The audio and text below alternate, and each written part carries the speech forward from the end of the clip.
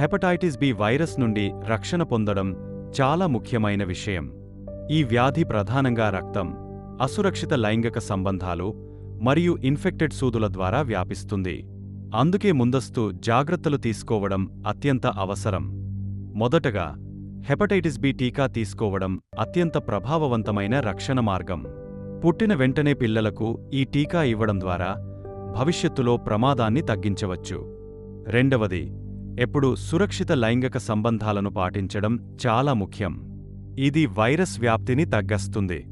మూడవది, వాడిన సూదులు, సిరింజ్లు ఎప్పుడూ పంచుకోకూడదు. ఒకసారి ఉపయోగించిన వాటిని మళ్లీ ఉపయోగించడం ప్రమాదకరం. అలాగే, రక్త మార్పిడి సమయంలో ఖచ్చితంగా పరీక్షించిన రక్తాన్ని మాత్రమే ఉపయోగించాలి. వ్యక్తిగత పరిశుభ్రత కూడా చాలా ముఖ్యం. షేవింగ్ రేజర్, టూత్ బ్రష్ వంటి వ్యక్తిగత వస్తువులను ఇతరులతో పంచుకోవద్దు. మొత్తానికి, సరైన అవగాహన, టీకాలు మరియు జాగ్రత్తలతో హెపటైటిస్ బి నుండి మనం సులభంగా రక్షణ పొందవచ్చు. ఆరోగ్యంపై శ్రద్ధ పెట్టడం ద్వారా మంచి జీవితం గడపవచ్చు.